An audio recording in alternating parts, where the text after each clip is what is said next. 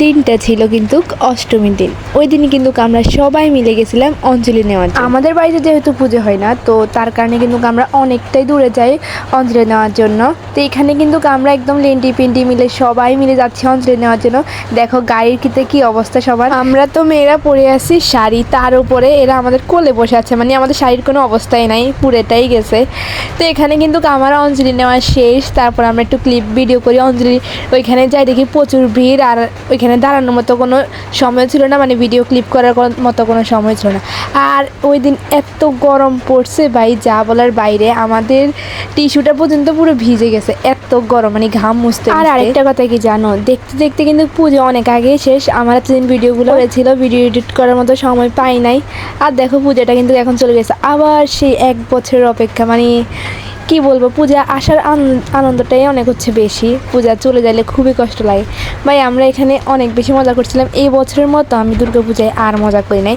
মানে সপ্তমীর দিনও ঘুরতে গেছি, অষ্টমীর দিনও ঘুরতে গেছি, নবমীর দিনও ঘুরতে গেছি, আর দশমীর দিনও আমি দশমীতে গেছি। এই ফার্স্ট টাইম এরকম মজা করছি, এরকম এনজয় করছি। আসলে আমার দুর্গাপূজার যেমন যেমন প্ল্যান ছিল ঠিক এই বছর ঠিক তেমন হয়েছে। আর তারপর আমরা অঞ্জলি নিয়ে কিন্তু আমার দিদাদের ঘরে বসে বসে প্রসাদ খাচ্ছি। ওই দিন কিন্তু এখানে আবার খিচুড়ি প্রসাদও খাওয়াইছে। তো এখানে সবাই খিচুড়ি প্রসাদ খাচ্ছে, সবাই কিন্তু খিচুড়ি প্রসাদ অনেক বেশি ফেভারিট। আর আমি কিন্তু অত বেশি খিচুড়ি প্রসাদ খাই না, মানে আমার থেকে খিচুড়ি অত বেশি ভালো লাগে না। তো যাই হোক, সবার সাথে কিন্তু আমিও একটু করে প্রসাদ খাইছি। আর আরেকটা কথা বলো তো, তোমরা এই বছর দুর্গাপূজায় কেমন কাটাইছো আমাকে প্লিজ কমেন্ট করে বলে দিবে। আর আমরা কিন্তু অঞ্জলি এখানে নিয়ে আবার লক্ষ্মীপুরে কিছু মন্দিরেও ঘুরতে গেছিলাম। এটা হচ্ছে কি লক্ষ্মীপুর কালী মন্দিরে। ওই দিন আমার সত্যি বেশি ভিডিও ক্লিপ নেওয়া হয় না। তো ছিল ওই দিন প্রচুর পরিমাণে গরম, তার উপর আমি শাড়ি পরে আছি, মানে আমি শাড়ি পরে হাঁটার কোনো অভ্যাসে নাই।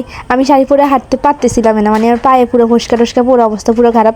মানে কি ভিডিও নেবো ভাই, ভিডিও নেওয়ার মতো আমার কোনো মুডে ছিল না। মানে শাড়ি পরার আমার কোনো অভ্যাসে নাই, আমি কোনো শাড়ি পরি না। তো যেহেতু অনেক দিনের আশা ছিল যে অষ্টমীতে শাড়ি পরবো, তার জন্য কিন্তু পরা। আর ওই দিন কিন্তু ছিল আমার জন্মদিন। তো ওই দিন কিন্তু আমাকে অনেক মানুষ উইশ করছে, আর আমি সবাইকে জানাই অনেক অনেক ধন্যবাদ।